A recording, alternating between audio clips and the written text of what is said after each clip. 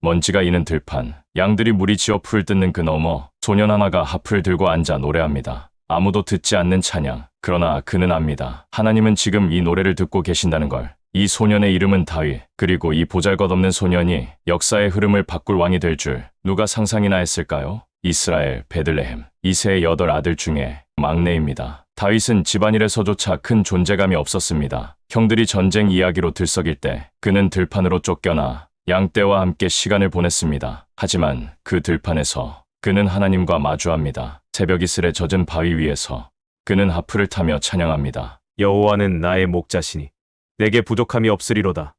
이 시는 그저 시가 아니었습니다. 그의 삶 그 자체였습니다. 그는 양을 위해 사자와 곰을 맨손으로 잡았고 밤마다 하늘을 보며 하나님을 생각했습니다. 사람들은 그를 몰랐지만 하나님은 이미 그를 주목하고 계셨습니다. 하루는 사무엘 선지자가 이새의 집에 도착합니다. 하나님이 새로운 왕을 찾으셨기 때문입니다. 장남 엘리압이 사무엘 앞에 섰을 때 그는 생각합니다. 바로 이 자가 아닐까. 하지만 하나님의 음성이 들립니다. 나는 사람과 같지 않다.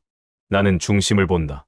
그리고 아무도 부르지 않았던 막내 다윗이 들판에서 돌아옵니다. 햇빛에 그을린 얼굴, 양 냄새가 배인 옷차림. 그 앞에서 사무엘은 기름을 붓습니다. 하지만 기름이 부어진 그날 이후 달라진 것은 아무것도 없었습니다. 그는 다시 들판으로 돌아가 양을 쳤습니다. 하나님은 왕을 택하셨지만 때는 아직 이르지 않았습니다. 이스라엘 전역이 벌벌 떨던 날, 블레셋의 장수 골리앗은 40일 동안 하나님을 조롱하며 이스라엘의 전쟁 심리를 무너뜨렸습니다. 다윗은 형들에게 음식을 전하러 왔다가 그 말을 듣고 분노합니다. 어떻게 저 할례받지 않은 자가 하나님의 군대를 모욕합니까?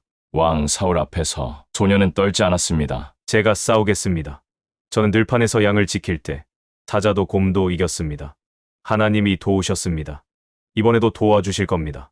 작은 물맷돌 하나, 그리고 큰 믿음 하나. 다윗은 달려가며 소리칩니다. 너는 칼과 창으로 나를 오지만 나는 만군의 여호와의 이름으로 나간다. 그리고 그 거인은 무너졌습니다. 온 이스라엘이 환호합니다. 하지만 이 승리는 다윗의 고난의 시작이기도 했습니다. 사울은 다윗을 사랑했지만 백성들이 다윗을 칭송하자 질투가 그를 사로잡았습니다. 사울은 천천히요, 다윗은 만만이로다. 그 노래는 왕의 귀의 비수처럼 꽂혔습니다. 다윗은 도망자가 됩니다. 광야의 바위굴, 들판의 어둠, 혼자 남겨진 밤. 그의 눈에는 눈물이 고였고 입술은 시편을 노래합니다. 내가 사망의 음침한 골짜기를 다닐지라도 해를 두려워하지 않으리니. 그 고백은 광야에서 태어났습니다. 그 긴 도망의 세월, 약 10년 이상의 시간, 그는 사울의 칼날을 피해 굴속과 산속을 떠돌며 살았습니다. 하지만 그는 혼자가 아니었습니다. 그 곁에는 요나단이 있었습니다. 사울의 아들이지만 다윗의 가장 진실한 친구. 그는 말합니다. 너는 반드시 이스라엘의 왕이 될 것이고 나는 너 곁에서 두 번째가 될 것이다. 요나단은 다윗의 영혼을 이해했고 그의 믿음을 함께 품었습니다. 그 우정은 세상의 위협을 이긴 사랑이었습니다. 그리고 다윗은 사울을 죽일 기회를 얻었지만 그는 그 칼을 뽑지 않았습니다. 나는 주의 기름 부음을 받은 자를 내 손으로 해하지 않겠습니다. 그 마음은 하나님이 보셨습니다. 다윗은 도망자였지만 그의 중심은 언제나 하나님을 향해 있었습니다. 그리고 어느 날 전쟁터에서 사울과 요나단이 함께 전사합니다. 그 소식을 들은 다윗은 옷을 찢고 울며 금식합니다. 특히 요나단의 죽음 앞에서는 나의 형 요나단이여, 내가 그대를 생각하여 슬퍼하며 그대는 내게 심히 아름다웠도다.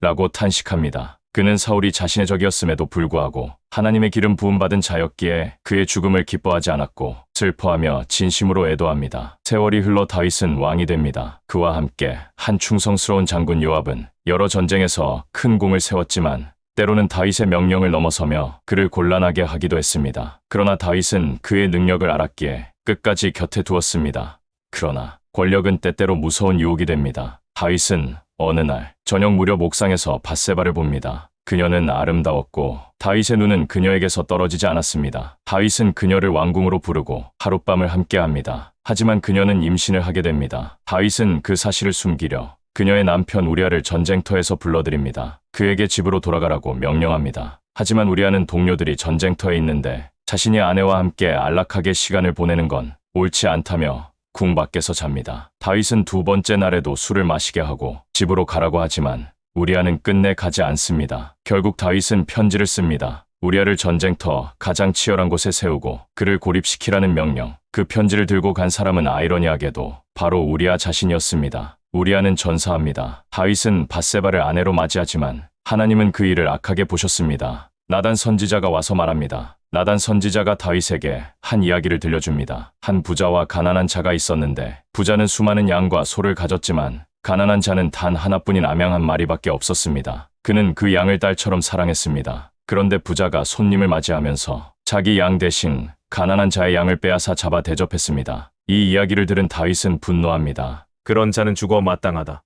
그는 가난한 자의 것을 빼앗았으니 4배로 갚아야 한다. 그때 나단이 다윗을 똑바로 바라보며 말합니다. 당신이 그 사람입니다. 그 순간 다윗은 무너집니다. 왕이 아니라 한 인간으로. 그는 눈물로 무릎을 꿇습니다. 하나님이여 내 속에 정한 마음을 창조하시고 내 안에 정직한 영을 새롭게 하소서. 그 회개는 진심이었습니다. 하나님은 그를 용서하시고 그의 인생을 다시 사용하십니다. 그러나 죄의 대가는 남았습니다. 다윗의 죄는 용서받았지만 죄의 결과는 그대로 남았습니다. 밧세바에게서 태어난 아기는 병에 걸리고 결국 세상을 떠납니다. 다윗은 금식하며 기도했지만 하나님은 그 기도를 거두셨습니다. 그리고 그 뒤로 다윗의 가정에는 슬픔과 갈등이 끊이지 않았습니다. 아들들은 서로를 시기하고 형제끼리의 다툼은 피로 번지게 됩니다. 압살론, 다윗의 사랑하는 아들, 아름다운 얼굴과 카리스마로 많은 이들의 마음을 사로잡았습니다. 하지만 그의 마음에는 상처가 깊었습니다. 왕권에 대한 야망과 아버지와의 갈등이 불씨가 되었습니다. 압살론은 반역을 일으켜 왕궁을 점령하고 다윗을 쫓아냅니다. 다윗은 사랑하는 아들을 잃는 고통을 안고 피눈물을 흘리며 도망칩니다. 압살론의 죽음은 더욱 큰 비극이었습니다. 그가 전투에서 목이 나무에 걸려 숨을 거둘 때 다윗의 마음은 찢어졌습니다. 내 아들 압살롬아, 내 아들아, 차라리 내가 너를 대신하여 죽었더라면.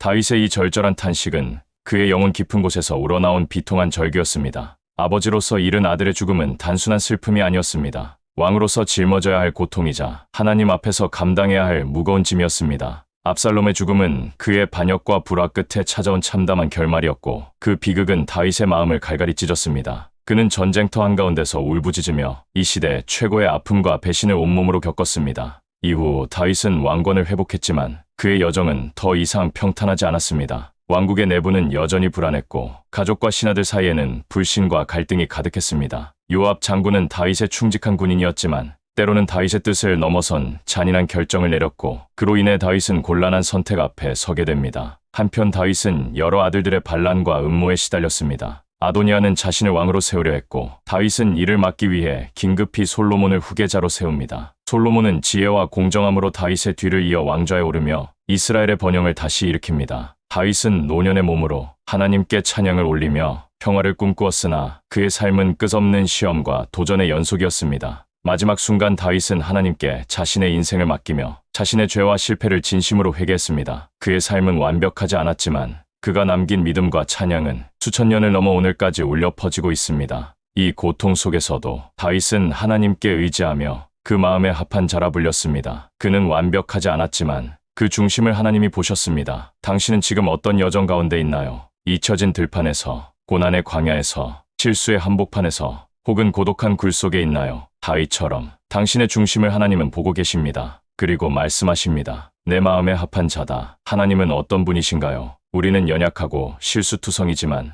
하나님은 변하지 않으시는 분이십니다. 약속을 잊지 않으시고 우리의 눈물 속에서도 함께 우시는 분이십니다. 그분은 때로 기다리게 하시지만 결코 우리를 버리지 않으십니다. 다윗처럼 방황해도 그 마음속 중심을 보고 다시 일으키시는 분. 하나님은 실패한 자를 다시 쓰시며 넘어진 자에게 새로운 기회를 주십니다. 그분은 무너지지 않는 사랑, 포기하지 않는 은혜이십니다. 우리는 때때로 하나님보다 앞서고 싶어하고 실수하고 죄 짓고 두려워 도망가지만 그 속에서도 하나님은 우리를 부르러 계십니다. 내게로 돌아오라. 나는 너를 절대 놓지 않는다. 이 여정 속에 당신도 있습니다. 하나님은 당신을 포기하지 않으셨습니다. 그분은 오늘도 당신의 중심을 기다리고 계십니다. 우리는 어떤가요? 다윗과 다르지 않지 않나요? 하지만 다윗은 하나님을 끝까지 바라보는 믿음이 있었습니다. 그 믿음이 그를 고난 속에서도 일으켜 세웠습니다. 반면 우리는 아픔과 시련 앞에서 금세 원망하며 도망가고 있지 않나요? 누구나 실수하고 넘어집니다. 그러나 그럴 때일수록 하나님을 바라볼 수 있는 믿음이어야 합니다. 고난이 찾아올지라도 하나님을 바라보면 일어설 힘, 이겨낼 용기를 주시는 분이 바로 하나님이십니다. 기억하세요. 그리고 기도하세요. 하나님은 언제나 당신 곁에서 함께 하신다는 것을요. 말씀을 걷는 하루도 이 믿음의 여정에 함께 하겠습니다.